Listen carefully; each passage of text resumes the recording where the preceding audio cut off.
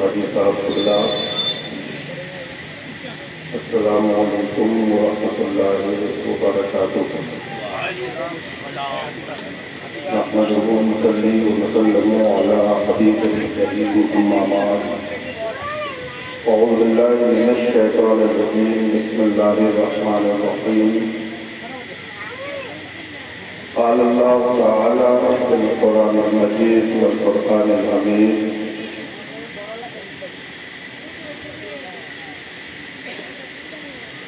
وقال رسول الله صلى الله تعالى عليه وسلم في حديث المباركة: من زار تربتي وجبت له شفاعتي۔ وقال الله تعالى: أتم الحج والعمرة۔ صدق الله مولانا العظيم، بلغنا رسوله النبي الأمين المكين الكريم، ونحن على ذلك لمن الشاهدين والشاكرين، والحمد لله رب العالمين۔ آئیے بارگاہ رسالت میں نہایت ہی ادب و احترام کے ساتھ درود و سلام کا نذرانہ عقیدت پیش کرنے کی سعادتیں حاصل کریں اور پڑھیں اللہم صلی علی سیدنا شفیعنا مولانا محمد بارک وسلم، صلاۃ و سلام علیک یا رسول اللہ صلی اللہ تعالی علیہ وسلم۔ حضرات، حاجی صاحب قبلہ حج کے لیے تشریف لے جا رہے ہیں۔ میلاد شریف کا پروگرام رکھا گیا ہے۔ ہر عظیم کام کے شروع کرنے سے پہلے اللہ اس کے رسول کا ذکر کرنا چاہیے۔ یقیناً اس میلاد کے صدقے میں وہ عظیم کام بآسانی انجام کو انشاءاللہ پہنچے گا۔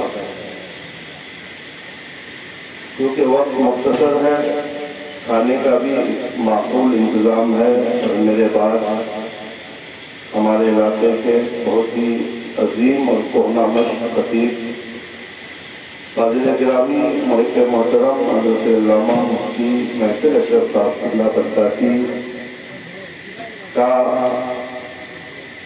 حج کے تعلق سے کلیدی خطاب آپ کو سماعت فرمانا ہے۔ بطور تمہید دو چار باتیں حج کے فضائل اور مدینہ المنورہ کے مقام و منصب کے تعلق سے آپ کے سامنے عرض کرنے کی جسارت کر رہا ہوں۔ ان باتوں پر عمل کر کے شریعت مطہرہ کے مطابق اللہ ہمیں زندگی گزارنے کی توفیق عطا فرمائے۔ ایک حاجی جب حج کے لیے ارادہ کر کے نکلتا ہے گھر سے تو ان کی کیفیت کیا ہوتی ہے؟ علامہ عبد المصطفیٰ اعظمی علیہ الرحمہ فرماتے ہیں کہ حاجیوں، اب گنبد سرکار تھوڑی دور ہے۔ حاجیوں، اب گنبد سرکار تھوڑی دور ہے، رحمت حق کا وہ علم بردار تھوڑی دور ہے۔ رحمت حق کا وہ علم بردار تھوڑی دور ہے، عشق و مستی میں قدم آگے بڑھا کر دیکھ لو۔ عشق و مستی میں قدم آگے بڑھا کر دیکھ لو، گنبد خضرا کا وہ مینار تھوڑی دور ہے۔ گنبد خضرا کا وہ مینار تھوڑی دور ہے۔ اور فرماتے ہیں لے کے اترے تھے جہاں جبریل بھی فوج ملک، لے کے اترے تھے جہاں جبریل بھی فوج ملک، وہ احد کا جنتی کوثر تھوڑی دور ہے۔ اور ایک حاجی جو مدینے سے قریب ہوگا اس کے دل کی کیفیت ایسی ہوگی جیسے ایک بچہ یا آپ بہت دنوں کے بعد کہیں دور سے گھر آنا ہوتا ہے تو جو گھر قریب آتا ہے ہمیں ایسا لگتا ہے کہ ہم اڑ کے گھر پہنچ جائیں، کتنی جلدی ہم گھر پہنچے ہیں۔ اسی طرح ایک حاجی جو گنبد خضرا سے قریب ہوگا اس کی دل کی کیفیت میں ہلچل پیدا ہوگی، وہ چاہے گا کہ کتنی جلدی میں آقا کے گنبد کو دیکھ لوں، گنبد خضرا کو ان آنکھوں سے دیکھوں۔ تو علامہ عبد المصطفیٰ اعظمی فرماتے ہیں کہ کیوں نہیں تھمتے ہیں آنسو، کیوں کھینچا جاتا ہے دل، کیوں نہیں تھمتے ہیں آنسو، کیوں کھینچا جاتا ہے دل، اب یقیناً کوچے سرکار تھوڑی دور ہے۔ یعنی آنسو جاری ہے اور دل کھینچا جا رہا ہے تو ایسا لگتا ہے کہ یقیناً میرے نبی کا روضہ قریب آ گیا ہے۔ کیوں نہیں تھمتے ہیں آنسو، کیوں کھینچا جاتا ہے دل، اب یقیناً کوچے سرکار تھوڑی دور ہے۔ اور دنیا کا یہ نظام ہے، دنیا کا یہ سسٹم ہے کہ آدمی سامان کے بدلے پیسہ، پیسے کے بدلے سامان۔ ایک تاجر کوئی لکڑی بیچتا ہے تو لکڑی کے بدلے پیسہ۔ آج کل آم کا بازار ہے، آم خریدنے جائیے، آپ آم لیجئے، اس کو پیسہ چاہیے، اس کو پیسہ دیجئے آپ کو آم دے گا۔ ہر چیز دنیا میں جو خرید و فروخت کا جو نظام ہے، سامان کے بدلے پیسہ، پیسے کے بدلے سامان۔ لیکن میرے دوستو، مدینے میں ایک ایسا تاجر ہے، مدینے میں ایک ایسی بازار ہے جہاں پیسے کے بدلے سامان، سامان کے بدلے پیسہ نہیں، بلکہ وہ ایسا بازار ہے اور وہاں پر ایسا تاجر ہے جو آپ کے گناہوں کے بدلے نیکیاں بانٹتا ہوا نظر آتا ہے۔ علامہ عبد المصطفیٰ اعظمی فرماتے ہیں، خریدارے کنہ رحمت کا تاجر جس جگہ ہے، خریدارے کنہ رحمت کا تاجر جس جگہ، آسیو وہ مصطفیٰ بازار تھوڑی دور ہے، آسیو وہ مصطفیٰ بازار تھوڑی دور ہے۔ میرے نبی کا مدینے کا وہ بازار ایسا بازار ہے جہاں ایک حاجی گناہوں کو لے کر جائے گا اور نبی کے بارگاہ سے گناہ کے بدلے میں نیکیاں ملتی ہوئی نظر آئیں گی۔ ہے خریدارے کنہ رحمت کا تاجر جس جگہ، آسیو وہ مصطفیٰ بازار تھوڑی دور ہے۔ حضرات محترم، یقیناً حج بہت بڑی سعادت ہے۔ حج کی دولت حاصل ہونا اس کائنات کی سب سے بڑی دولت انہیں حاصل ہونے والی ہے۔ یقیناً دنیا کا کوئی سفر اس سفر کا مقابلہ نہیں کر سکتا۔ کائنات کے سب سے اچھے سفر کا نام سفر حج ہے۔ کائنات میں سب سے اچھی جگہ اگر کہیں جانے کے لیے ہے تو وہ مدینہ المنورہ اور مکہ المکرمہ کی سرزمین ہے۔ میرے دوستوں اور بزرگوں، یقیناً یہ حاجی صاحب کی قسمت ہے، ان کی قسمت پہ جتنا ہم ناز کریں اتنا کم ہے۔ یقیناً ہمیں ان کی قسمت پر ناز ہے اور اللہ کی بارگاہ میں دعا ہے کہ مولا ہم گنہگاروں کی قسمت میں بھی حج کی دولت اللہ عطا فرما دے۔ ہم بھی اپنی آنکھوں سے مصطفیٰ جان رحمت کے روضے کی جالی کا نظارہ کریں، ہم بھی اپنی آنکھوں کی پیاس بجھائیں۔ حضرات محترم، یقیناً مکہ اور مدینہ یہ دو وہ مقدس جگہ ہے، حرمین شریف ہے، چاہے وہ مکہ المکرمہ ہو، مدینہ المنورہ ہو۔ ایک حاجی حج کے لیے جاتا ہے، حج کے سارے ارکان تو مکے میں ہے لیکن مدینہ بھی ضرور جاتا ہے، اس لیے کہ میرے آقا نے فرمایا کوئی حج کے لیے آئے اور وہ میرے روضے کی زیارت کے لیے نہ آئے تو اس نے مجھ پر ظلم کیا ہے۔ حضرات محترم، میرے مصطفیٰ فرماتے ہیں کہ من زار تربتی وجبت لہو شفاعتی، جس نے میرے روضے کی زیارت کر لیا اس پر میری شفاعت واجب ہو جاتی ہے۔ اللہ اکبر، میرے آقا مصطفیٰ جان رحمت صلی اللہ تعالی علیہ وسلم کے روضے کی زیارت میرے آقا کی شفاعت ہے، میرے مصطفیٰ کی شفاعت ہے، اور جس کو میرے نبی کی شفاعت نصیب ہو گئی یقیناً وہ جنتی ہے، انہیں جنت کا پروانہ ملتا ہوا نظر آتا ہے۔ اس لیے میرے دوستو، آپ حج کے لیے جا رہے ہیں، یقیناً حاجی صاحب جا رہے ہیں حج کے لیے، حج کے سارے ارکان تو مکے میں ہے لیکن ایک سنت سنی صحیح العقیدہ حاجی کی تمنا یہ ہوتی ہے کہ میں گنبد خضرا کی زیارت کے لیے جا رہا ہوں، مدینہ جا رہا ہوں۔ بریلی کا امام عشق و محبت سیدنا اعلیٰ حضرت فاضل بریلوی رضی اللہ تعالیٰ عنہ جب حج کے لیے تشریف لے جاتے ہیں، کسی نے پوچھا کہ اے امام محمد رضا آپ کہاں جا رہے ہیں؟ تو اعلیٰ حضرت فرماتے ہیں کہ میں مدینہ جا رہا ہوں، طیبہ جا رہا ہوں۔ اللہ اکبر۔ میرے دوستوں اور بزرگوں، کسی نے عرض کیا حضور حج کے سارے ارکان تو مکے میں ہے، مکہ میں خانہ کعبہ مکے میں ہے، میزاب رحمت مکے میں ہے، آب زمزم مکے میں ہے، منا اور مزدلفہ کی وادیاں مکے میں ہے، اور کوہ زمزم مکے میں ہے، مقام ابراہیم مکے میں ہے، مقام ابراہیم مکے میں ہے، منا کی مقدس وادیاں مکے میں ہے۔ اللہ اکبر۔ سارے ارکان جب مکے میں ہے تو آپ مکہ نہیں مدینہ کیوں کر رہے ہیں؟ حضرات محترم اعلیٰ حضرت امام عشق و محبت فاضل بریلوی رضی اللہ تعالیٰ عنہ کا عشق بھرا جواب سنیے۔ امام عشق و محبت فرماتے ہیں کہ مکے کا نام تک نہ لیا، طیبہ ہی کہا، کعبے کا نام تک نہ لیا، طیبہ ہی کہا۔ پوچھا جو کسی نے ارادہ کدھر کا ہے، عزیمت کدھر کی ہے؟ اللہ اکبر۔ اے امام محمد رضا جب حج کے سارے ارکان مکے میں ہے، مدینے میں حج کا کوئی حکم نہیں ہے، تو پھر آپ مدینہ کیوں کر رہے ہیں؟ تو امام عشق و محبت کا عشق ملاحظہ فرمائیے۔ بریلی کا وہ عاشق کہتا ہے کہ ہوتے کہاں خلیل و منا کعبہ و منا، ہوتے کہاں خلیل و منا کعبہ و منا، لولاک والے صاحبی سب تیرے گھر کے ہیں، اور حج بھی خدا نے ان کے طفیل کرا دیے، حج بھی خدا نے ان کے طفیل کرا دیے۔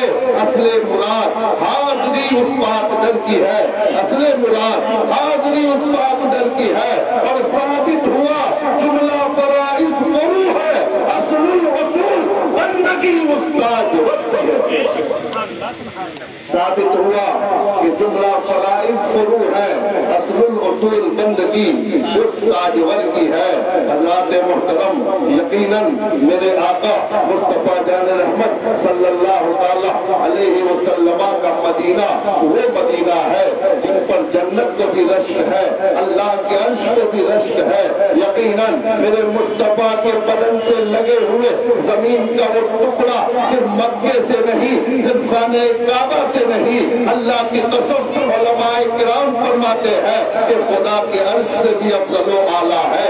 یقیناً میرے دوستو مصطفیٰ جان رحمت صلی اللہ تعالیٰ علیہ وسلم کا وہ مقام ہے، وہ مرتبہ ہے جہاں 70,000 فرشتے صبح کو 70,000 شام کو صلاۃ و سلام کے لیے حاضر ہوتے ہیں، اور ایک فرشتہ ایک بار حاضر ہو جائے وہ قیامت تک اس کو دوبارہ موقع نہیں ملتا ہے۔ یہ میرے مصطفیٰ کا مقام ہے، یہ میرے نبی کا مقام ہے۔ اللہ اکبر۔ جو رشک جنت ہے، مدینے کی زمین جنت کے اس پر جنت کو بھی رشک ہے۔ اسی لیے تو فاضل بریلوی کے بھائی مولانا حسن فرماتے ہیں کہ یہ رنگینی یہ شادہ بھی کہاں ہے گلزار رضوا میں، یہ رنگینی یہ شادہ بھی کہاں ہے گلزار رضوا میں۔ ہزاروں جنتیں آ کر بسی ہیں کوئے جانا میں، ہزاروں جنتیں آ کر بسی ہے کوئے جانا میں، اور بے لقائے یار ان کو چین آ جاتا اگر، بے لقائے یار ان کو چین آ جاتا اگر، یوں نہ آتے جبریل بار بار سدرہ چھوڑ کر۔ حضرات محترم، حضرت جبریل کو سدرہ میں بے چینی ہوتی ہے، تھوڑی دیر گزرتا ہے نبی کی زیارت کو من کرتا ہے۔ اسی لیے مولانا حسن کہتے ہیں کہ نبی کو دیکھنے کے لیے حضرت جبریل بار بار سدرہ چھوڑ کر مدینہ آ جایا کرتے ہیں۔ اللہ اکبر۔ جب معلم الملائکہ، جب حامل وحی الہی بلبل سدرہ فرشتوں کے سردار کا عشق رسول کا یہ عالم ہے تو ہم گنہگار، ہم خطاکاروں کا عالم کیا ہونا چاہیے؟ ہمیں اپنے نبی کے لیے ہمارے دل میں ایسی طرف اور محبت ہونی چاہیے، اس کا اندازہ آپ کو ہمیں لگانا چاہیے۔ حضرات محترم، بس آخری بات آپ کے سامنے پیش کروں اس لیے کہ وقت بہت مختصر ہے۔ حضرات محترم، حضرت امام مالک رضی اللہ تعالیٰ عنہ، میں آپ کو مدینے مقام اور منصب بتاؤ کہ مدینے کی عظمت کیا ہے۔ اللہ اللہ، میرے مصطفیٰ فرماتے ہیں کہ اگر کسی کو مرنا ہو اور کسی کی موت مدینے میں آ جائے تو یقیناً اس سے اچھی موت اور کچھ نہیں ہو سکتی ہے۔ ہمیں یہ تمنا کرنی چاہیے، اے پروردگار، موت تو مسلم ہے، موت تو آ کر رہے گی، لیکن ایسی تقدیر ہمیں دے دے کہ ہماری موت آئے تو مدینے میں آئے، اس لیے کہ مدینے میں مرنے سے اچھی اور کوئی موت ہو نہیں سکتی ہے کہ مدینے میں مرتا ہے۔ نبی فرماتے ہیں کہ بغیر حساب و کتاب کی وہ جنتی ہوتا ہے۔ حضرات محترم، یقیناً مدینے کا مقام یہ ہے کہ بہت مشہور امام حضرت امام مالک رضی اللہ تعالیٰ عنہ، جنہوں نے زندگی میں صرف ایک بار حج کیا، حالانکہ مدینے میں رہتے تھے، مدینے سے مکے کی دوری 400-450 کلومیٹر کی ہے، لیکن اس کے باوجود صرف ایک حج کیا۔ لوگوں نے عرض کیا تو آپ نے فرمایا، میں اس لیے حج ایک بار فرض ہے میں نے کر لیا، باقی اس لیے نہیں گیا کہ کہیں حج کے لیے جاؤ اور مدینے سے باہر موت نہ آ جائے۔ میری تمنا یہ ہے کہ میری جب بھی موت آئے تو مدینے میں آئے۔ اللہ اکبر، میرے دوستوں اور بزرگوں، جو وقت کا امام حضرت امام مالک کی یہ تمنا ہے، اتنے بڑے محدث امام کی یہ تمنا ہے۔ چنانچہ حضرت امام مالک مدینے سے تھوڑا سا باہر مدینے کے جنگلات کی طرف نکلتے ہیں، آپ کے پیر میں کانٹا چبھ جاتا ہے۔ اللہ اللہ، آپ کے مرید، آپ کے خادم نے عرض کیا، حضور پیر لائیے کانٹا نکال دیتا ہو۔ اللہ اکبر، میرے دوستوں اور بزرگوں، امام مالک نے کہا خبردار یہ کانٹا مت نکالنا، اس لیے کہ یہ شہر مدینے کا کانٹا ہے، یہ میرے نبی کے شہر کا کانٹا ہے۔ امام مالک نے اس کانٹے کو پیر میں اور اندر کر دیا اور کرنے کے بعد رومال سے کپڑے سے باندھ دیا۔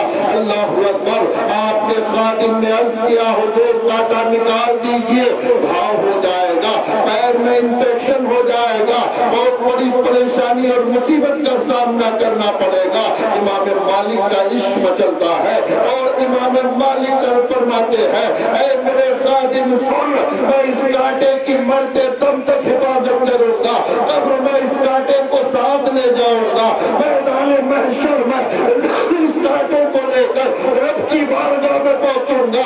اللہ فرمائے گا، اے مالک کیا لائے ہو؟ تو میں اپنی عبادتیں نہیں، نبی کے شہر کا کانٹا پیش کر دوں گا اور کہوں گا، مولا تیرے نبی کے شہر کا کانٹا لایا ہو، اس کانٹے کے صدقے مالک کی مغفرت فرما دے۔ حضور مفتی اعظم ہند پکار اٹھتے ہیں کہ پھول کیا دیکھوں میری آنکھوں میں، پھول کیا دیکھوں میری آنکھوں میں، دشت طیبہ کے خار پھرتے ہیں، دشت طیبہ کے خار پھرتے ہیں۔ حضرات محترم، یقیناً یہ مدینے کا مقام ہے، یہ مدینے کی عظمت ہے۔ مدینے کی عظمتیں اپنی جگہ مسلم، مکے کی عظمتیں اپنی جگہ مسلم، حاجیوں کا وقار بھی اپنی جگہ مسلم۔ میں آپ سے جو بات کہنے جا رہا ہوں، آپ اسے بغور سماعت فرمائیں اور اس پر عمل کی کوشش کریں۔ جو حجاج کرام جا رہے ہیں ان کو بھی، اور جو حج کر کے واپس آ چکے ہیں ان کے لیے بھی، اور جس نے جانے کا ارادہ کیا ہے ان کے لیے بھی آپ بغور سماعت فرمائیں۔ ہمارے علماء یا ہم فضیلتیں تو بتاتے ہیں کہ ایک حاجی کی نگاہ جب خانہ کعبہ پہ پڑتی ہے تو اس کی ساری خطائیں معاف ہو جاتی ہے۔ حج کرنے والا ایسا ہو جاتا ہے جیسے آج ہی وہ پیدا ہوا ہو، اس طرح بچہ گناہوں سے پاک صاف ہو جاتا ہے، اسی طرح حاجی بھی ہو جاتا ہے۔ ایک حاجی اپنے خاندان کے 400 افراد کے گنہگاروں کی مغفرت کا حق رکھتا ہے۔ یقیناً یہ ساری فضیلتیں اپنی جگہ مسلم ہے، لیکن یہ فضائل ان کے لیے ہے جن کا حج قبول ہو جاتا ہے، جن کا حج شریعت کے مطابق ہوتا ہے۔ لیکن میرے دوستوں اور بزرگوں، میں آپ سے کہنا چاہوں گا کہ اگر حج آپ نے کیا، ایک حج نہیں، اگر اس کے حرام سے کسی نے حج کیا ہے، کسی کی زمین پراپرٹی دبا کر حج کرنے گیا ہے، کسی کا دل دکھا کر حج کرنے گیا ہے، تو علماء فرماتے ہیں کہ حق اللہ کو اللہ معاف کر دیتا ہے، لیکن حق العباد یعنی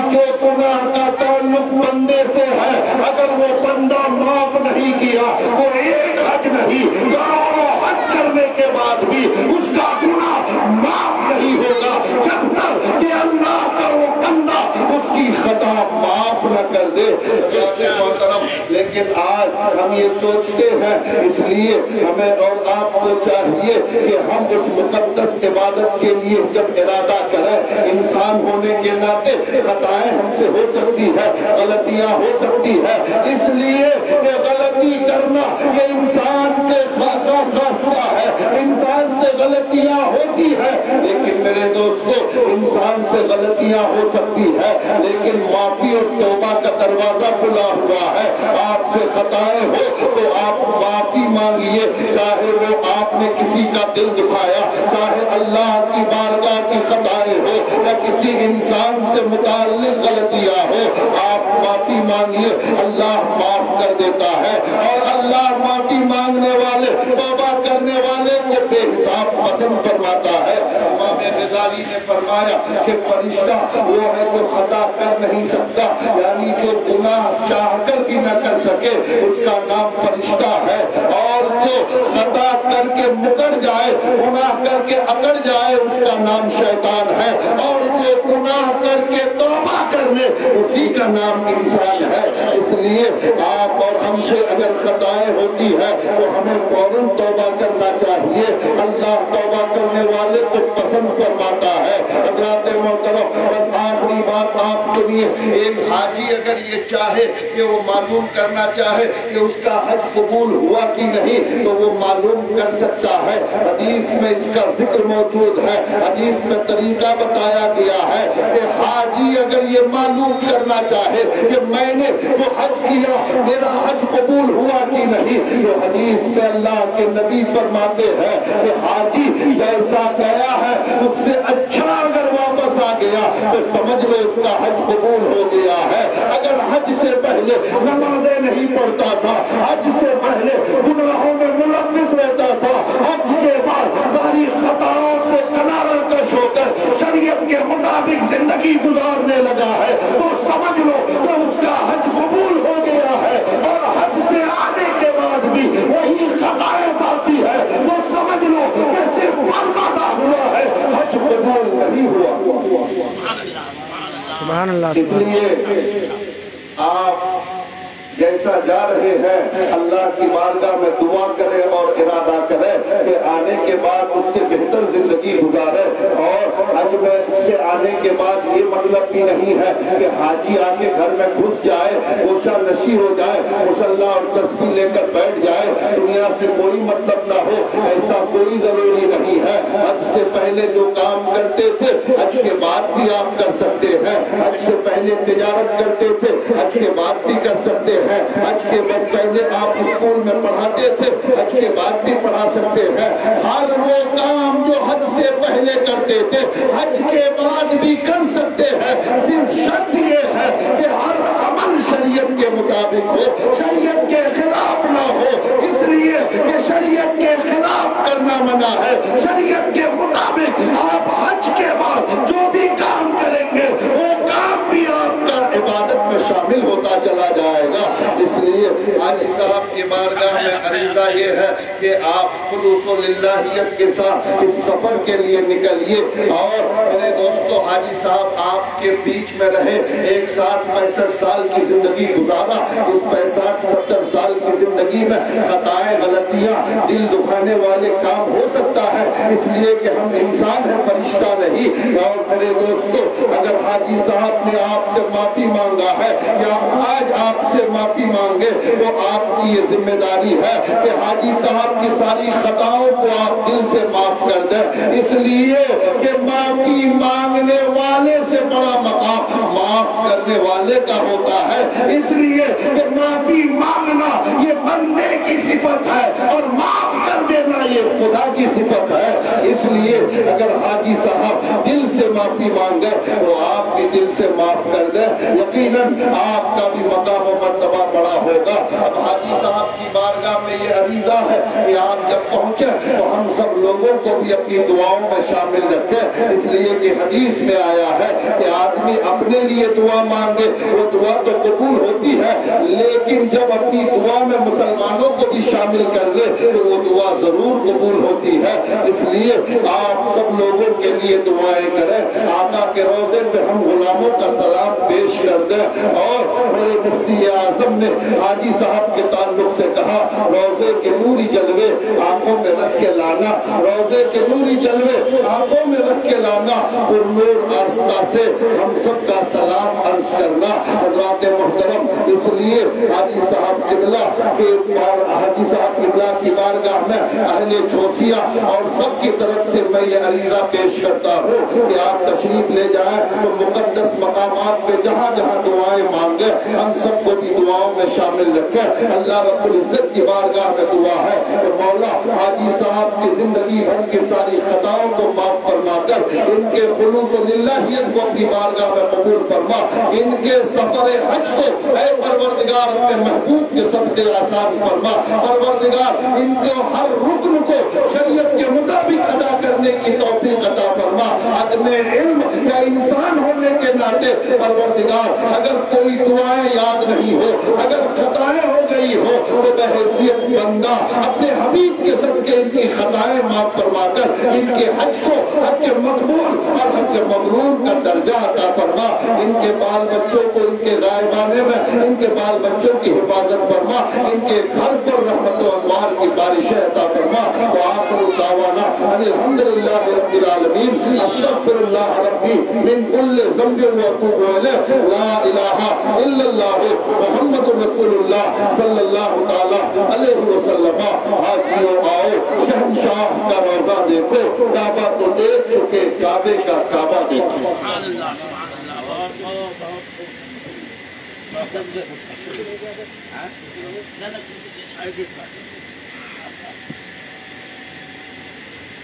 نعرہ لگا دیے، نعرہ تکبیر، نعرہ رسالت، علماء اہل سنت، مفتی محفل اشرف صاحب قبلہ، نعرہ تکبیر، نعرہ رسالت۔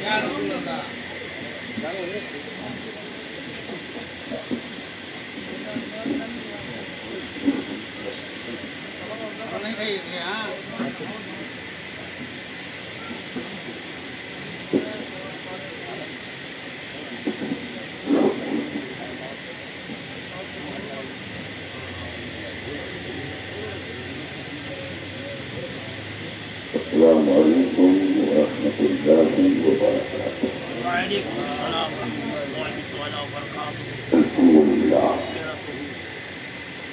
الحمد لولیہ والصلاة علی نبیہ وعلی آلہ واصحابہ المتعبدین بآدابہ، اما بعد، اعوذ باللہ من الشیطان الرجیم، بسم اللہ الرحمن الرحیم۔ وَأَذِّن فِي النَّاسِ بِالْحَجِّ يَأْتُوكَ رِجَالًا وَعَلَىٰ كُلِّ ضَامِرٍ مِّن كُلِّ فَجٍّ عَمِيقٍ۔ صدق اللہ العظیم وصدق رسولہ النبی الامین الکریم، ونحن على ذلك لمن الشاهدين والشاكرين والذاكرين، والحمد لله رب العالمين۔ درود شریف پڑھیں، اللهم صل على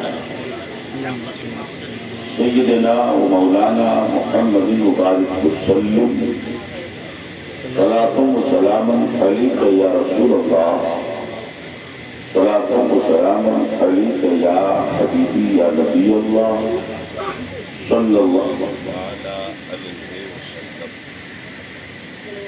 ایک بار اور درود پڑھیں، اللہم صلی علی سیدنا مولانا محمد مبارک وسلم، صلاۃ و سلام علیک یا رسول اللہ، صلاۃ و سلام علیک یا حبیبی یا نبی اللہ صلی اللہ تعالی علیہ وسلم۔ محترم بزرگوں، یہ ہماری اور آپ کی خوش نصیبی ہے کہ اس وقت ہم اور آپ ایک بہت ہی بابرکت محفل پاک میں بیٹھے ہمارے جناب اسماعیل صاحب حج بیت اللہ اور زیارت روضہ رسول اللہ کے لیے انشاءاللہ روانہ ہونے والے ہیں۔ ہماری اور آپ کی سب کی یہ دعا ہونی چاہیے کہ دکھا دے یا الہی وہ مدینہ کیسی بستی ہے، سب بولیے آمین۔ دکھا دے یا الہی وہ مدینہ کیسی بستی ہے جہاں پر رات دن مولا تیری رحمت برستی ہے۔ حج کے فضائل پر ایک بہترین تقریر ہم اور آپ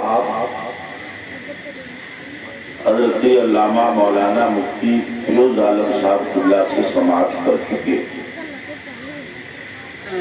اور ہمارے بعد تھوڑی دیر واضح و نصیحت کے طور پر آپ کے دارالعلوم کے صدر المدرسین حضرت علامہ مولانا حافظ القاری شاہ عالم صاحب اللہ مدذل العالی و نورانی کی زبان سے بھی انشاءاللہ سنیں، اور ہماری بڑی مسجد کے بڑے امام صاحب بھی بیٹھے ہوئے، اللہ ان کے عمر میں برکت عطا فرمائے، اور ادھر ہمارے قاری صاحب حافظ سارے لوگ موجود ہیں۔ شارٹ میں ٹائم کم ہے، کچھ باتیں میں عرض کروں گا، آپ بھی سنیے، اور خاص طور سے حاجی صاحب دھیان دیں کہ یہاں سے جو حاجی لوگ حج کے لیے جاتے ہیں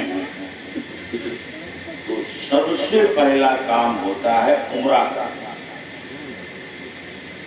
کیونکہ حج کا کام بقرعید کے چاند کی تاریخ کے حساب سے 8 تاریخ سے سٹارٹ ہوتا ہے، اس سے پہلے حج کا کوئی کام نہیں ہے۔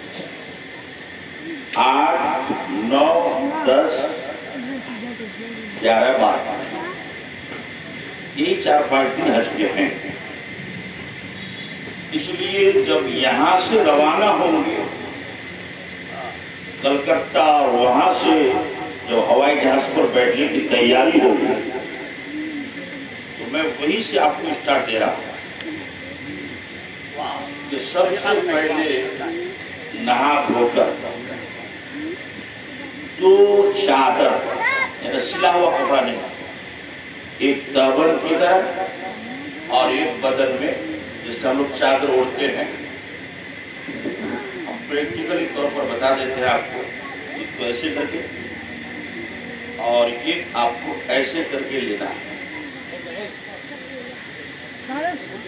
اب بولے بیٹھ جا بیٹھ۔ اب سب سے پہلے ایئرپورٹ کے اندر ہی 2 رکعت نماز ادا کرنی ہے، اور اس نماز کے وقت چادر سر پر رکھیں گے نماز کے وقت۔ جیسے ہی نماز کی 2 رکعت سے سلام پھیر لیے، اب چادر کو سر سے نیچے کر لیں گے ایسے، اور اسی وقت عمرہ کی نیت کر لیں گے نماز کے بعد۔ نیت کیا ہے؟ انی ارید العمرۃ، اللہم انی ارید العمرۃ فیسرھا لی وتقبل منی۔ اگر عربی میں یاد نہ ہو تو اردو میں بھی کہہ سکتے یا اللہ میں عمرہ کی نیت کرتا ہوں، اس کو میرے لیے آسان کر دے اور میری طرف سے قبول کر دے۔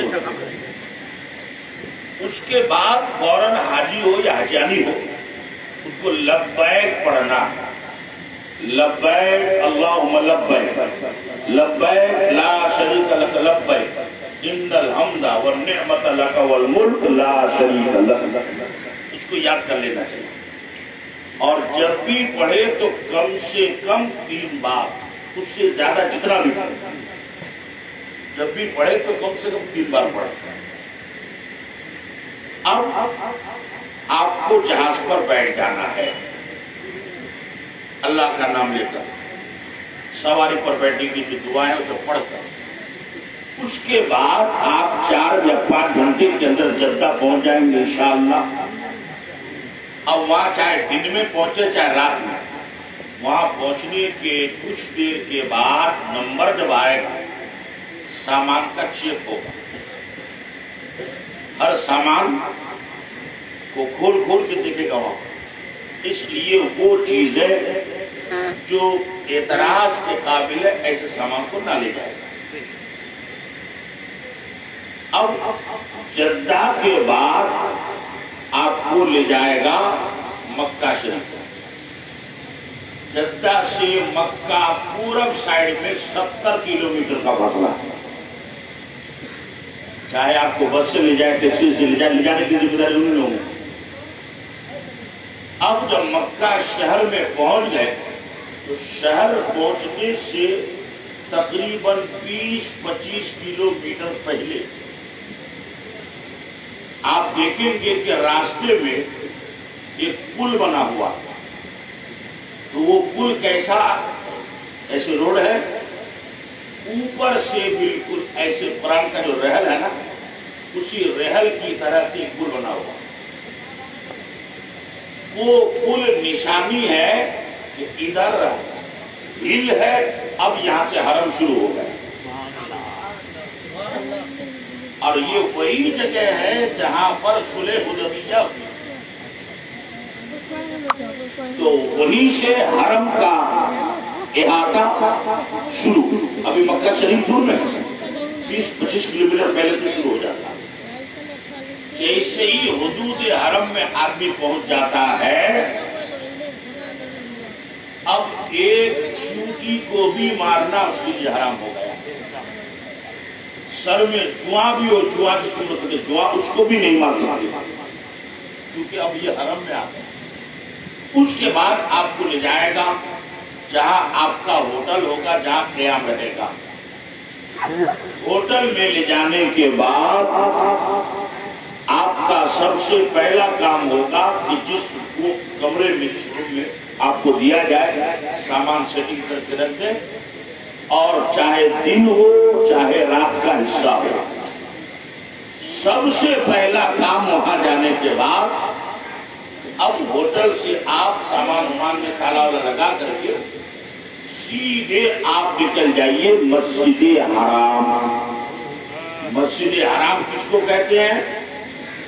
یہ جو کعبہ شریف ہے، فوٹو میں آپ نے دیکھا ہوگا، کالا 4 دیوار کا ایک مکان، وہ ہے کعبہ، وہ بیچ میں ہے، اور اس کے چاروں طرف سے گول ہو کر ایک مسجد ہے، اسی کا نام ہے مسجد حرام۔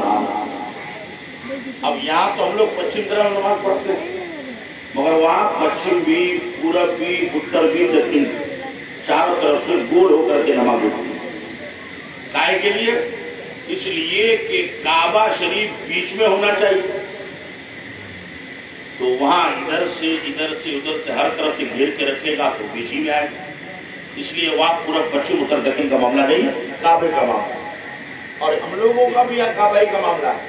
یہ تھوڑے کہتے ہیں منہ کرتا ہوں میں پچھم طرف، بلکہ منہ کرتا ہوں میں کعبے کی طرف، تو چونکہ ہمارے یہاں سے پچھم ہے اس لیے ہم لوگ پچھم کھڑا ہوتے ہیں۔ اور جس دیش کے لوگ کعبہ سے بھی اور پچھم طرف رہتا ہے تو اس کو تو پورب کی طرف نماز پڑھنا پڑے گا، تب نہ کعبہ کی طرف چہرہ ہوگا، ہے نا۔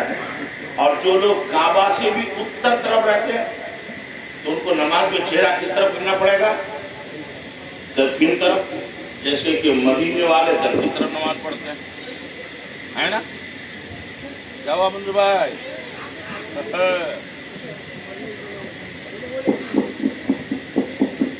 جائے گا نہیں؟ ایک بار پھر سے بولتے ہیں سبحان اللہ۔ تو بہرحال تو سب سے پہلے حاجی کو وہاں جانے کے بعد، سلیڈی صاحب، حاجی کو وہاں جا کے سب سے پہلا کام وہاں پہنچنے کے بعد کعبہ شریف پہنچ کر طواف کرنے کا ہے۔ طواف کس کو کہتے ہیں؟ کعبہ 4 مکان وہ بیچ میں ہے، چاروں طرف سے گول مسجد، تو اسی کعبہ کے چاروں طرف سے حاجی کو گھومنا پڑے گا۔ گھومنے کا کچھ نیم قانون قاعدہ ہے، 7 بار چکر مارنا پڑے گا، اسی کا نام ہے طواف۔ طواف شروع کہاں سے ہوگا اور ختم کہاں سے ہوگا؟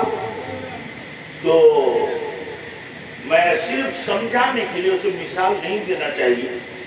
جیسے کہ ہم لوگ چوکی میں بیٹھے ہیں، یہاں پر یہ پورب ہے، یہ پچھم ہے، یہ اتر ہے، یہ دکن، یہ کونا ادھر ہوا، یہ کونا وہاں جو سلے سے بیٹھے ہیں، یہ کونا وہاں اور یہ کونا یہاں۔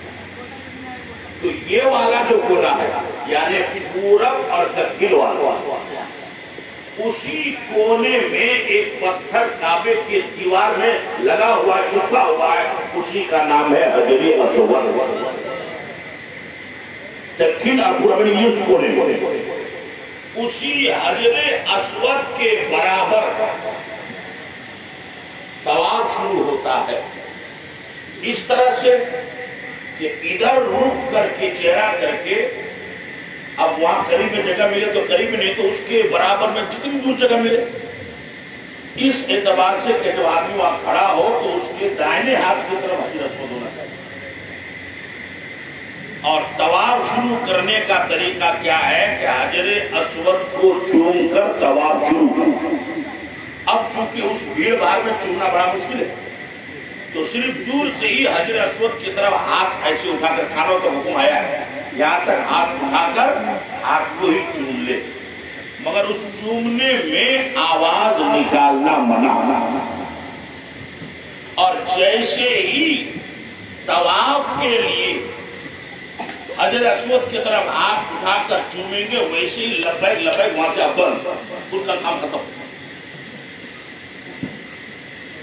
اب دائیں طرف ادھر سے چلنا پڑے گا، گھومنا پڑے گا، اس کونے سے چلتے چلتے اب جب وہاں چلے گا تو کعبہ سے اب بائیں ہاتھ میں ہو، تو آدمی ادھر سے گھومے گا، یہ بائیں ہاتھ میں ہو۔ آگے چلیے، اس کونے کا نام ہے رکن شامی، اور پھر آگے چلیے تو بیچ میں ایک جگہ ہے جو کعبے کی دیوار سے اور تھوڑا سا آگے اس کو ایسے گول کر کے دیا گیا، اس کا نام ہے حتیم کعبہ، وہ اتر طرف۔ حتیم کعبہ کا کیا مطلب کہ پہلے زمانے میں کعبہ اتنا دور تک بنا ہوا تھا، بعد میں اس کو چھوٹا کر دیا تھا۔ اب یہاں ایک بات یاد رکھیے کہ وہ جو حتیم کعبہ جہاں جس طرف ہے، وہیں جو کعبے کی چھت ہے جو اتر طرف، وہیں چھت پہ ایک سونا کا چھوٹا سا نالا، پر نالا جس سے پانی نکلتا وہ بنا ہوا ہے۔ جیسے ہم لوگ چھت میں دیتے ہیں ایک پائپ لگا دیتے ہیں تاکہ پانی باہر نکلے، تو سونا کا پر نالا بنا ہوا ہے، اسی کا نام ہے میزاب رحمت۔ وہ پر نالا کیوں بنایا گیا؟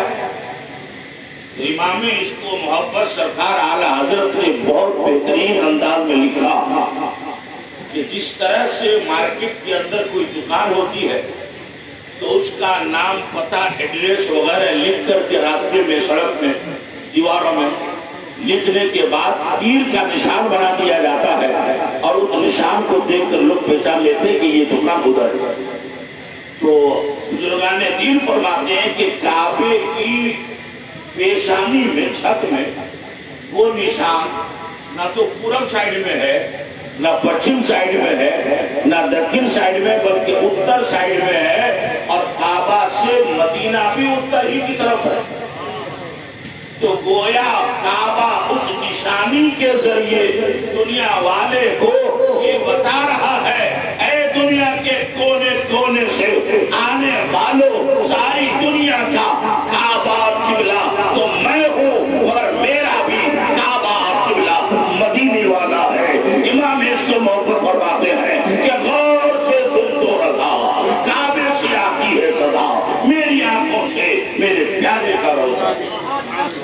نعرہ تکبیر۔ تکبیر، نعرہ رسالت، کلام رضا، نعرہ تکبیر، نعرہ رسالت. سبحان اللہ سبحان اللہ. حاجی صاحب ایک بات اور یہ غور کر لی کہ جب طواف اسٹارٹ ہوگا اسی وقت یہ جو آپ کے بدن میں چادر رہے گی اوپر، کمر میں تو ایسے رہے گا ہی، جو اوپر چادر رہے گی جب طواف اسٹارٹ ہوگا تو اس وقت کیا کرنا ہے، ایک ہاتھ کو چادر کے اوپر کر لینا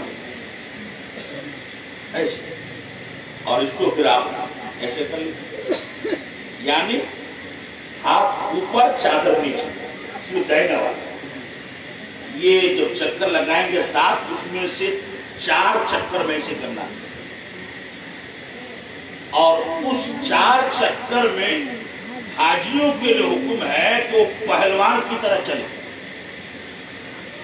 ہم نے وہاں خود اپنی آنکھ سے دیکھا کہ کچھ لوگ کیسا چلتا ہے، ایسے کرتا ہے، تو یہ طریقہ نہیں ہے، بلکہ وہاں ایسے ایسے چلنا چاہیے جیسے اکڑ کے چلنا چاہیے، سینہ تان کر. یہ ہمارے نبی کا حکم ہے، اور یہ صرف مردوں کے لیے، عورتوں کے لیے 4 چکر میں. اس کی وجہ کیا ہے کہ جب نبی کے صحابہ مکہ چھوڑ کر مدینہ آئے تھے اور کچھ دنوں کے بعد پھر جب وہ لوگ عمرہ کرنے مکہ گئے تو وہاں کے کافروں نے مسلمانوں نے دیکھا کہ مکہ چھوڑ کے مدینہ چل گئے، دیکھو بیماری خراب ہو گیا، سکھا گیا، ایسا ہو گیا ویسا ہو گیا. جب میرے نبی نے سنا کہ اچھا وہ اس طرح کہتے تو ایسے چلو تاکہ ان کو مسلمان کی طاقت کا اندازہ رہتا ہے. اور وہی سنت آج بھی حاجیوں کے لیے برقرار رہ گئی ہے. تو یہ 4 چکر میں ایسا ہوگا. اس کے بعد پھر آپ چادر کو جیسے پہنتے اڑتے تو وہ چکر لیجیے اور 3 اور ادا کریں.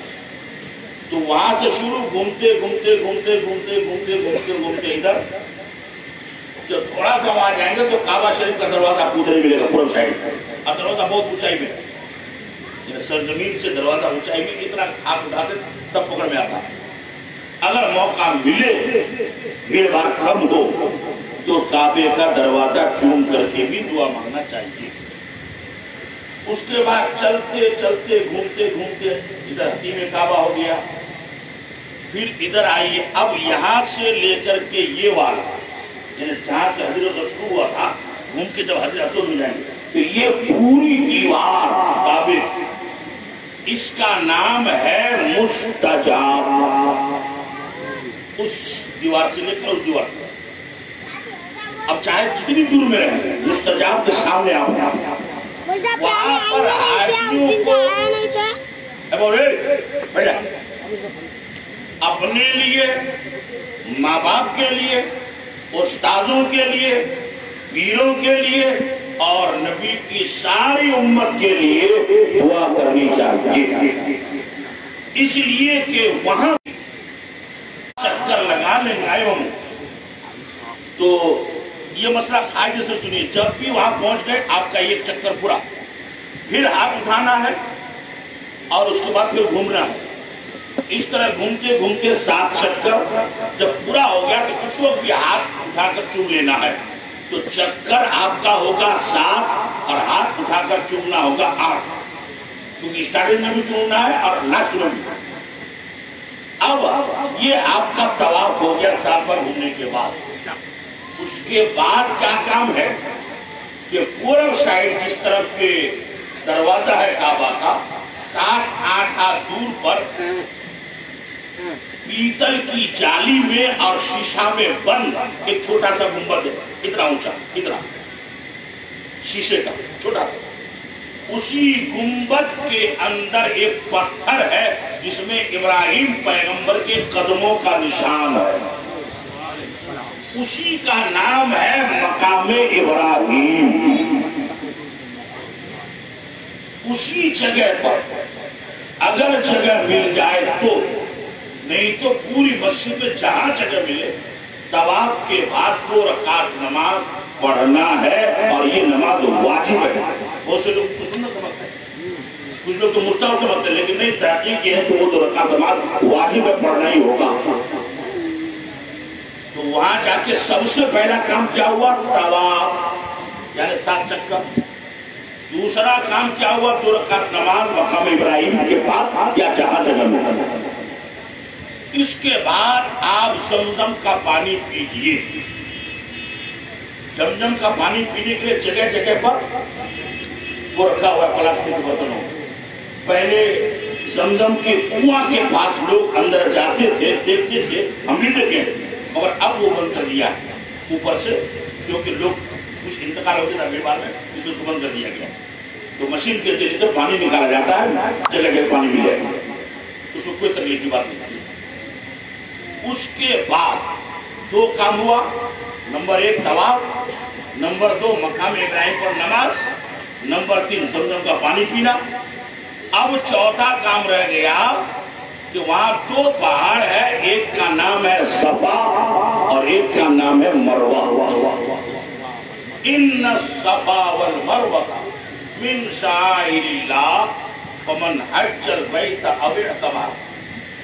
ہے نا؟ تو صفا سے چکر شروع ہو، اور وہ بھی صفا پہنچنے کے بعد اس کے اوپر چڑھنا ہے اور کعبہ شریف کی طرف چہرہ کرنا ہے. صفا کعبہ سے دکی طرف، جس ہم یہاں بیٹھے ہیں دروازہ مقام ابراہیم تو ادھر ہوا پورب طرف، صفا مروہ دکی سائڈ میں، ادھر ہے صفا تو ادھر مروہ. اب چھوٹا سا پہاڑ، اتنے لوگ جگہ تو ملیں گے نہیں، سب کو چڑھنے پائے گا، وہ نیچے ہی جہاں جگہ مل جائے وہاں سے کعبہ کی طرف چہرہ کر کے جو دعا آپ کو مانگنا ہے مانگیے. اس کے بعد وہاں سے چلنا شروع، وہاں سے چلتے چلتے چلتے چلتے چلتے مروہ جانا. بیچ میں پھر ایک جگہ ملے گی جانے میں بھی ادھر سے آنے میں بھی، کہ اس جگہ حاجیوں کو دوڑ کے چلنا، مردوں کو، عورتوں کے لیے حکم نہیں ہے. اس کا نام ہے میلین اخضرین. اب آپ کو اس بھیڑ بھاڑ میں کیسے پتا چلے گا ہم کو کہاں دوڑنا، اب کہاں دوڑنا ختم کر دینا ہے؟ تو ہرے رنگ کی پتیاں چلی ہوئی ہے، اور جب نیچے دیکھیں گے تو چونکہ وہاں تو سب سنگ مرمر ہی دیا ہوا ہے، تو ادھر جو کلر ہے اور وہاں جو کلر ہے، کلر کو فرق کر دیا تاکہ کلر سے بھی حاجی پہچان لے کہ یہاں سے دوڑنا شروع. تو بہرحال جانے میں بھی ادھر سے آنے میں بھی. تو صفا سے شروع، گنی آپ لوگ بھی، صفا سے شروع مروہ پہ پہنچے، ایک ہو گیا. پھر مروہ سے چلے صفا میں پہنچے، کیا ہو گیا؟ 2. پھر صفا سے چلے مروہ پہ پہنچے. 3.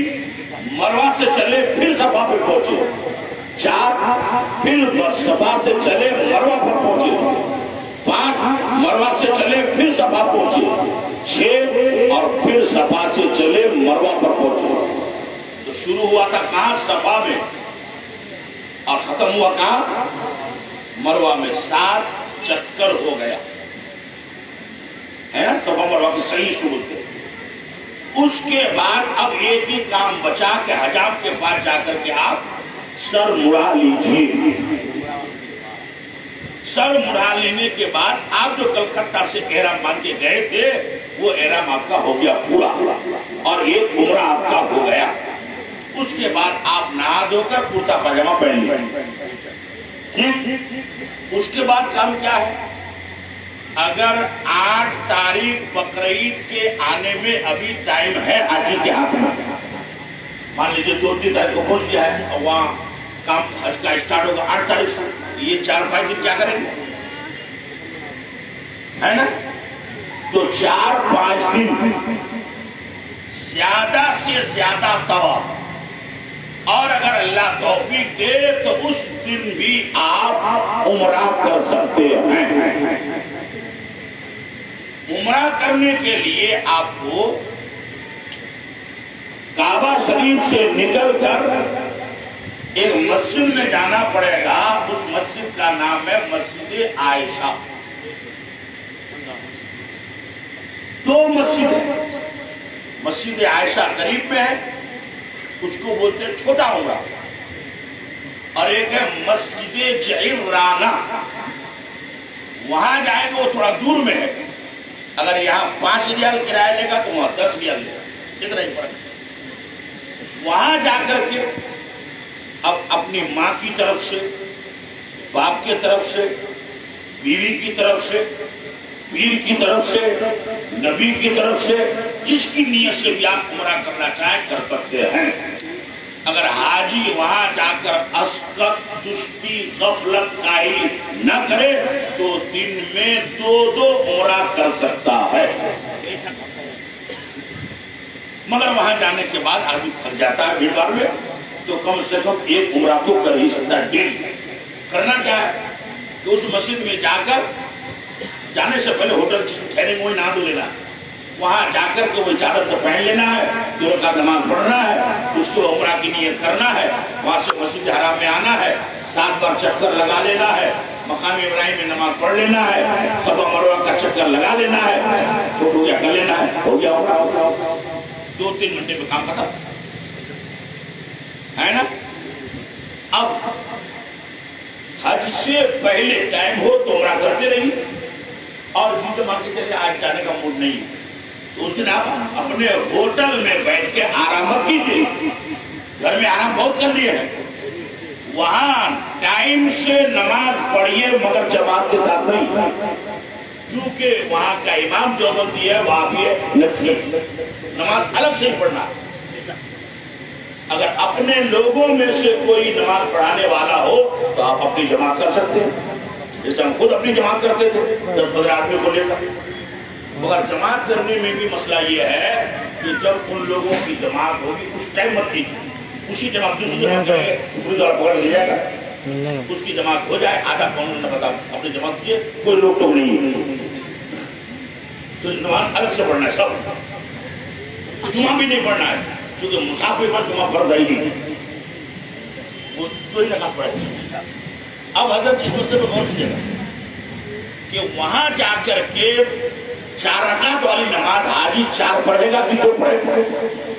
اس مسئلے کو عام طور پر حاجی سمجھتا ہی نہیں۔ تو مسئلہ کیا ہے؟ جیسے مکہ میں آپ ٹھہرے تو جانے کے دن سے لے کر جوڑنا ہوگا کہ ہم یہاں 15 دن رکیں گے یا اس سے کم۔ اگر ہم 15 دن تک یہی رکیں گے تو آپ کو پوری 4 رکعت نماز پڑھنی ہے، آپ مقیم ہو گئے ہے نا۔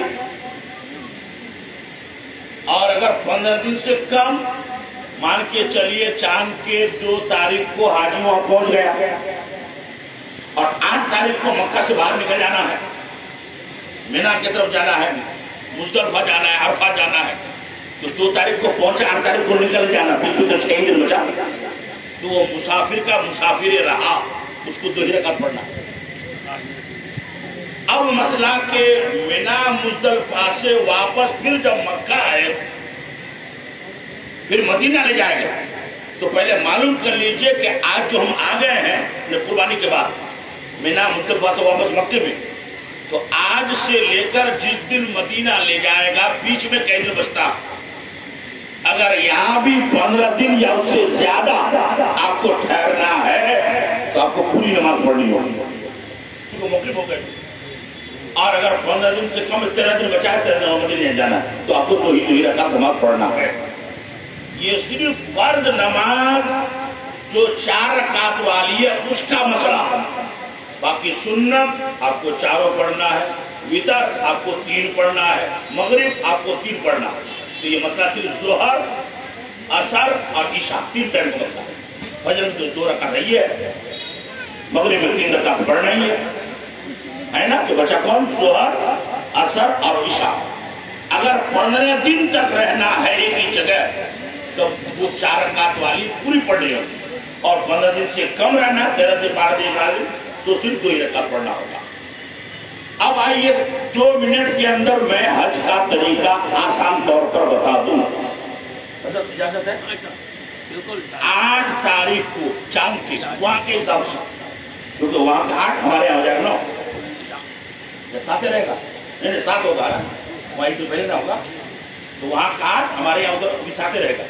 8 تاریخ کو تمام حاجیوں کو، چاہے وہ مکہ میں تھا چاہے مدینہ میں، کہاں بھی تھا، 8 تاریخ کو، اب 8 تاریخ سے حج کا کام اسٹارٹ، اس سے پہلے جتنا ہوا وہ طواف ہوا، عمرہ ہوا، یہ ہوا وہ 8 تاریخ سے حج اسٹارٹ. تو تمام حاجیوں کو مکہ سے کہاں لے جائے گا؟ مینا لے جائے گا. کوئی پیدل جاتا ہے، کوئی ٹیکسی بس وغیرہ، جس کو جیسا سویدھا ہو، ہر طرح کا انتظام.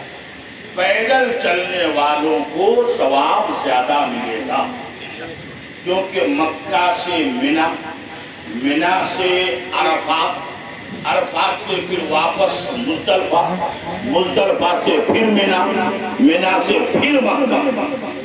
یہ جو پورا راستہ پیدل طے کرے گا 14-15 کلومیٹر، وہ بھی ایک ہی دن میں نہیں جانا ہے. ایک دن مکہ سے نکلے، مینا میں ٹھہر گئے، پھر دوسرے دن آپ کو 9 تاریخ کو عرفات جانا ہے، رات کو مزدلفہ میں ٹھہر گئے.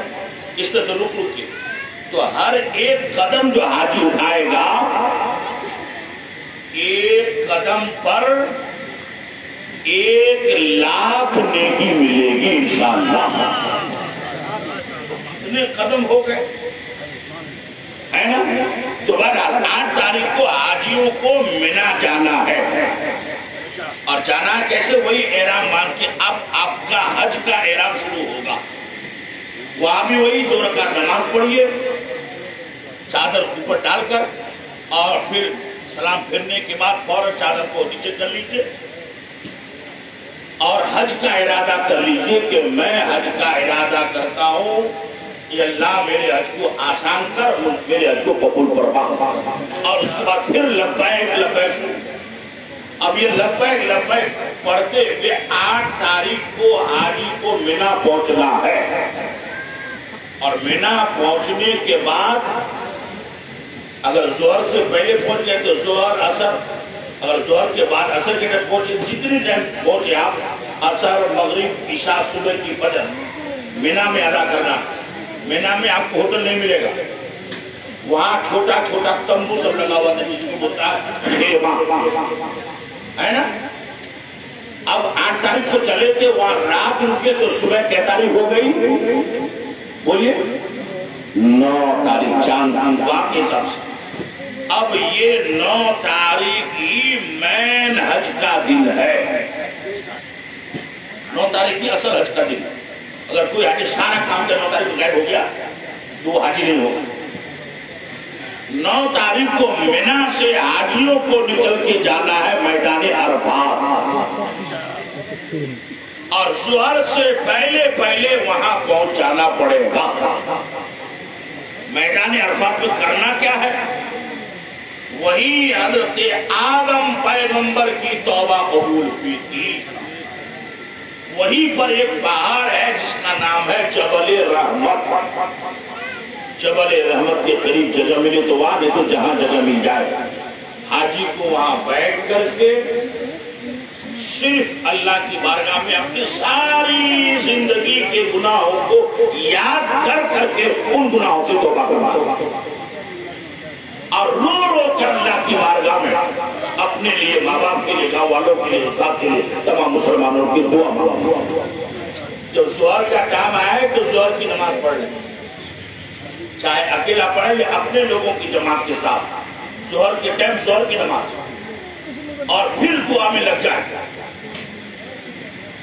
اور پھر جب عصر کا ٹائم آئے تو عصر کی نماز پڑھیں، اکیلا پڑھیں یا اپنے لوگوں کی جماعت کے ساتھ. یہاں علماء کے لیے ایک بات عرض کر دوں، کتابوں میں لکھا گیا ہے کہ میدان عرفات میں ظہر اور عصر دونوں نماز ایک ساتھ ہوگی. کتاب میں یہ لکھا ہوا.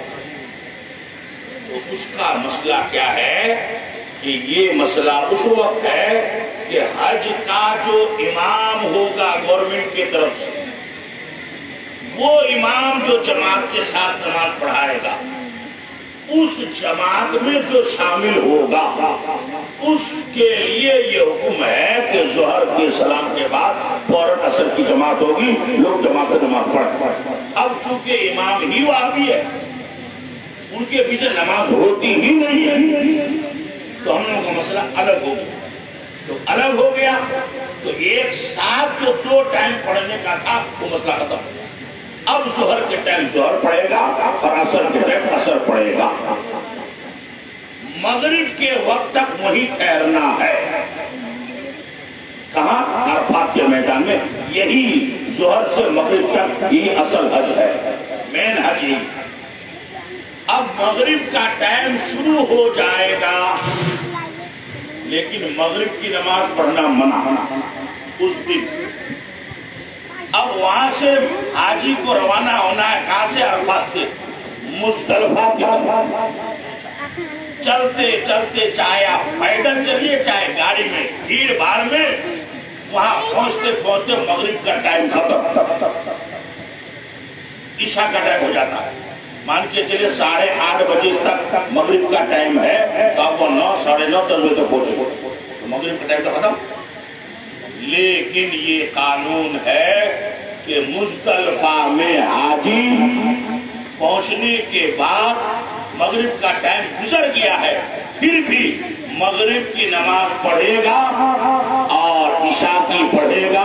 ٹائم نکل گیا ہے، پھر بھی اس دن، صرف اس دن وہ نماز قضا نہیں ادا مانی جاتی ہے. مناظر اہل سنت علامہ قادری نے کیا نقطہ بیان کیا کہ اور دنوں میں ٹائم پر نماز پڑھنا ضروری، اور آج ٹائم پر نماز پڑھنا گناہ، اس لیے کہ تیرا قانون نہیں چلے گا.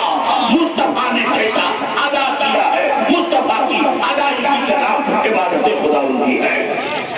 عبادت وہی قبول ہے جو طریقے مصطفیٰ کے مطابق کیا. اور دنوں میں ٹائم پر نماز چھوڑنا گناہ تھا، اور آج ٹائم پر نماز پڑھنا گناہ ہے، چھوڑنا نبی کی سنت. تو مزدلفہ پہنچ گئے صاحب. وہاں پہنچ کر کیا کرنا ہے؟ جا کے تھوڑا سستا کر کے، پانی پی کر کے پہلے مغرب کی نماز پڑھی، اس کے بعد عشاء کی نماز پڑھ لی. یہ رات مین رات ہے. 1-2 گھنٹہ ہی سونے کی کوشش کیجیے، پوری رات لوگ سوئے. کیوں؟ اس لیے بہت توجہ کی بات آج کروں. حج میں اللہ کا حق معاف، حجی بے گناہ، لیکن لوگوں کا حق، کسی کا قرضہ پاتا تھا، کسی کو کبھی کچھ گالی والی دے دیا تھا، زندگی میں ہوتا ہی ہے. یہ ہے بندوں کا حق.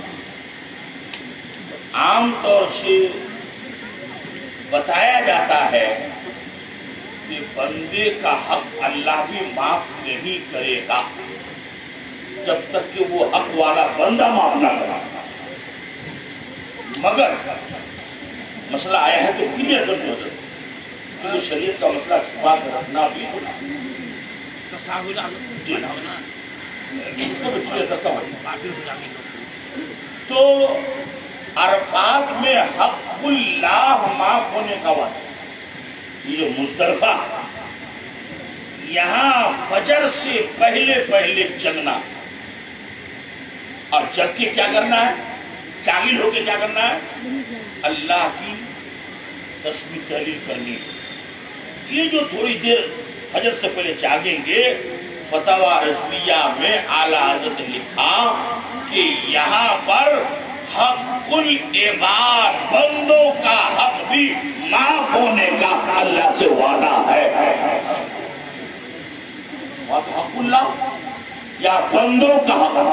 لیکن وہ مسئلہ پھر کہاں گیا کہ بندے کا حق اس وقت تک معاف نہیں ہوگا جب تک بندہ معاف نہ کرے. تو اعلیٰ حضرت نے لکھا کہ اس کا مطلب یہ ہے کہ جس کا حق اس حاجی پر ہے، قیامت کے دن اللہ تعالیٰ ان لوگوں کے دل میں ایسا رحم پیدا کر دے گا کہ وہ لوگ حاجی صاحب کو معاف کر دے گا. پورا ٹوٹل مسئلہ یہ ہے.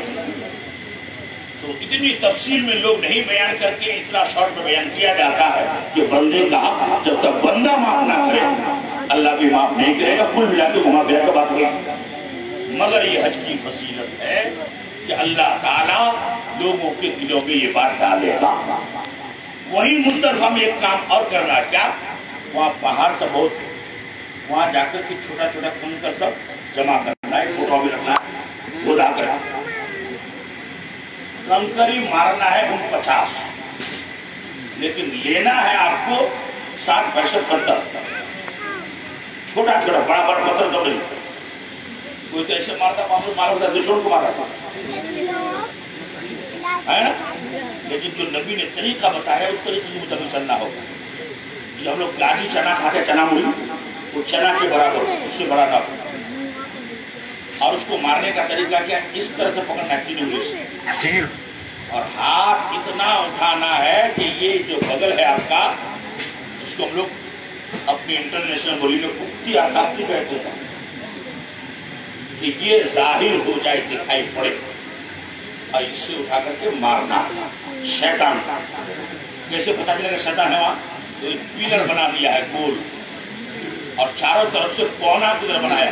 ऐसा गुरु को हम लोग पानी में नहीं पिलाते, कोना में इतना बड़ा गोल कर, उसी में मारना है, मगर 5-6 हाथ करीब जाकर, बहुत दूर से मारना नहीं हो। तो पहले दिन मारना है कंकर 7, एक शैतान को जोड़िएगा। दूसरे दिन 7, 7, 7, 3 को मारना है, तो 7 की है 21, 21 और 7 कितना हुआ? जल्दी जोड़िए, 28। तीसरे दिन फिर 21 मारना है, कितना हो गया भाई? अब लोग छोटे लोग लाते भी हिसाब किताब नहीं जाना चाहते, गोटा मार्केट नहीं करना, हमसे तो दुआ उन 50 है ना? इन्हें शॉर्ट में ये सुनिए कि लास्ट दिन आप 3 मारो, आप 7 टाका लास्ट दिन, विशेष दिन आओ 7 टाका 3 मारो। पहला दिन खाली 7 टाका, पहला दिन 1 टाका, बाकी कम देना है कि पहला दिन और कम होता है। तो सुबह फजर की नमाज पढ़ने के बाद, यानी आप 9 तारीख को अरफा गए थे, उसी रात में आप चले आए मुजदलिफा में, रात गुजार के सुबह हो गई, 10 तारीख हो गई, वो कुर्बानी का दिन। तो उसी दिन फजर की नमाज के बाद अब हाजियों को लाइन लगाना है कंकर मारने के लिए। कंकर मारने के बाद अब चाहे आपका नंबर 1 घंटे में आए, 2 घंटे में आए, 4 घंटे में, 5 घंटे, जब आप मारे, इसलिए उसको आजकल 3 मंजिला कर दिया गया है, नीचे भी, इसमें भी, ऊपर भी। यहां एक गड़बड़ी हो जाती है, उल्टा सीधा हो जाता है काम। अगर हाजी का ये काम उल्टा सीधा हो गया तो मामला बड़ा गड़बड़ होता है। तो क्या? पहले सुनिए, ऐसा वापिस सुनिएगा। 10 तारीख को फजर की नमाज मीना में पढ़ने के, मुजदलिफा में पढ़ने के बाद मीना की तरफ जाएंगे। एक ही शैतान को 7 कंकरी मारना। कंकरी मारने के बाद कुर्बानी आपके नाम से होगी, चाहे खुद जाके कीजिए या कसाब को जो पैसा दिए वो करे। तो होता क्या है कि भीड़ भाड़ में अभी हाजी साहब कंकर मार नहीं पाया, लाइन में लगा हुआ है, असर का टाइम, मगरिब का टाइम हो गया, और उधर जो पैसा लिया है वो बिस्मिल्लाह को चलो कर दिया। इधर अभी पत्थर मारना बाकी है, और उसके नाम का जो पैसा लिया कुर्बानी को जमा कर देता है। तो मसला यह है कि कंकर मारने से पहले अगर हाजी के नाम की कुर्बानी हो गई तो ठीक उसी तरह फिर एक कुर्बानी दूसरे दिन उस पर वाजिब है, जिसको दम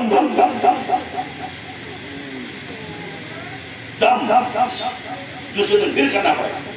ये बड़ा टेढ़ा मसला है। हमारे वालिद वालिदा को सन 2012 में भेजे, क्योंकि मेरा भाई इंजीनियर है, वहीं पर उसकी नौकरी है, आप लोग जानते हैं कि जलील फरमा का दामाद। तो मैंने बराबर फोन से राब्ता रखा, असर के टाइम बताया कि अभी वालिद साहब लोग कंकरी नहीं मारे हैं, कुर्बानी हो गई।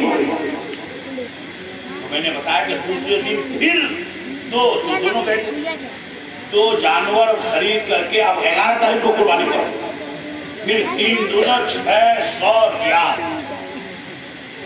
इंडिया का 600 रुपया, 600 रियाल। आजाद भी हो रही है और हमारा टाइम भी हो ही गया।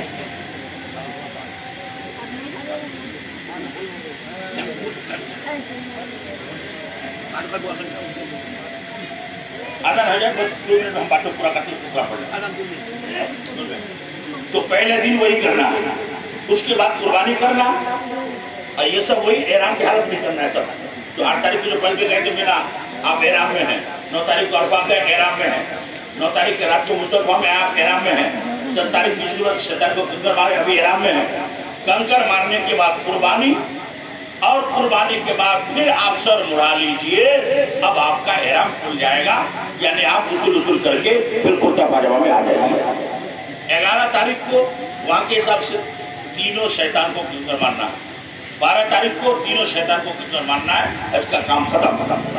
अब वहां से मक्का शरीफ आकर सिर्फ एक तवाफ और सफा मरवा का चक्कर लगा लेना है, इसको कहते हैं तवाफे रुखसत। जो सबसे पहला किए थे वो था तवाफे खुद, यही से हज का काम खत्म। अब ये हज का काम खत्म होने के बाद अगर फिर आपके पास टाइम बचा हुआ है तो वही उमरा तवाफ करते रहिए। अल्लाह की बारगाह में दुआ है कि अल्लाह ताला हमारे हाजी साहब को और जितने लोग जा रहे हैं सही ढंग से हज करने की तौफीक अता फरमाए।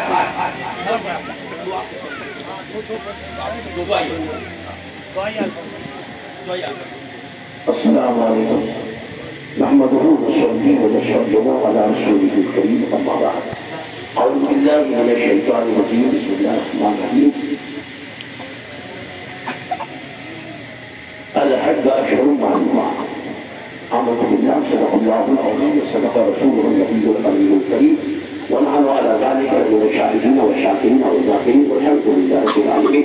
نرشد لي اللهم صل على سيدنا مولانا محمد مع الذين ذكر وآله وسلم صلاة والسلام عليك يا رسول الله صلى الله عليه وسلم. أبو أبلغون حتى الطريقة ہمارے ساتھ بتا رہی تھی آپ لوگوں نے استعمال کی ہے. اب تک چلنے کا مجھے بھی ممکن نہیں ہے کیونکہ کھانے کا بھی ٹائم ہو چکا ہے. لہٰذا بس ایک بات آپ بتا دیں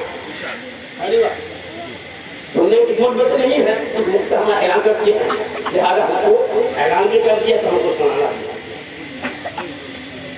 صرف بولے بتانا کہ کعبہ شریف کعبہ شریف کو اللہ تبارک و تعالیٰ رہنے کے لیے مکہ کو مکہ مکرمہ کو پسند کیا. وجہ کیا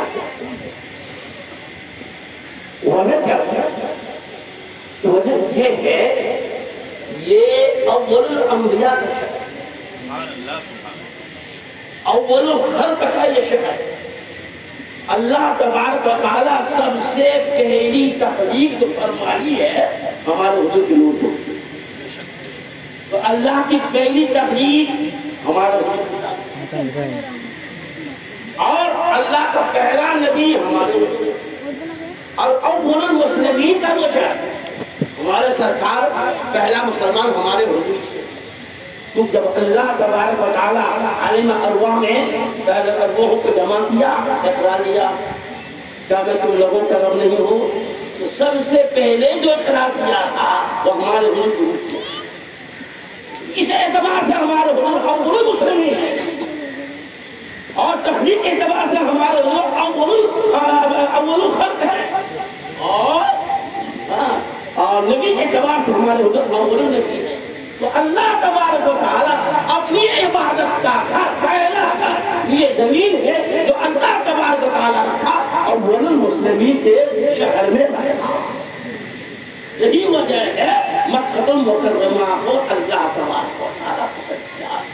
حضرت ابراہیم علیہ السلام نے جب یہ کعبہ شریف کی تعمیر کر لیے, کرنے کے بعد اللہ نے فرمایا ابراہیم اعلان کرو, حج کا اعلان کر دو. ابراہیم السلام فرمائے کہ پروردگار میری آواز کہاں تک پہنچے گی, میری بات کہاں تک پہنچے گی, تیرے بندے تو پوری دنیا میں پھیلے ہوئے, تیرے بندے پوری دنیا میں پھیلے ہوئے ہیں, اب میری آواز کہاں تک پہنچے گی. تو اللہ رب ظاہر اعلان کرنا تمہارا کام ہے, اب تمہارے اعلان کو پوری دنیا میں پہنچانا میرا کام ہے. تمہارے اعلان کو پوری دنیا میں پھیلانا میرا کام ہے. تو ابراہیم علیہ السلام نے جب اعلان کیا اے لوگوں میرے کھانے کا وقت ہے، اس کی تعمیر تو ہو گئی، اب تم لوگ کے لیے آؤ۔ یہ اعلان فرمانا تھا، یہ اعلان اس وقت پوری دنیا میں جتنے لوگ تھے زمین میں، جتنی مخلوق تھی سب نے یہ سنا، اور جتنے آسمان میں مخلوق تھی سب آسمان والوں نے سنا، اور اس زمین میں جتنے لوگ موجود تھے سبوں نے سنا۔ عورتوں کے ارحام میں، مردوں کے اشراب میں جو بچے تھے ان بچوں نے بھی آواز کو سنا تھا۔ اور یہی تک نہیں ہے محدود، قیامت تک آنے والے تمام انسانوں کی ارواح، روح نے بھی یہ آواز سنا، اور جس نے بھی یہ آواز سننے کے بعد لبیک کہا ہے انہیں کی قسمت میں وہ حل نصیب ہے، انہیں کو جو ہے حل نصیب ہوگا، حل کی سال نصیب۔ اور جس نے کسی مرتبہ لبیک کہا ہے اتنی مرتبہ وہ حل بھی کرے گا۔ اللہ تبارک و تعالی پروردگار عالم ہم لوگوں کو بھی جو حملہ بھی ہے، ہم لوگوں کو بھی یہ ہے اس حل کی دولت سے ہم لوگوں کو مالا مال فرمائے، اور یہ ہے ہم لوگوں کو بھی اللہ تعالیٰ جہتوں کے ساتھ فرمائے، اور ہمارے حجار کرام بتا رہے ہیں اللہ تعالیٰ ان لوگوں کے حج کو جو قبول فرمائے، اور مناسب کے حج کو صحیح طریقے سے ادا کرنے کی وہ توفیق عطا فرمائے۔ وما علینا الا البلاغ الصالح۔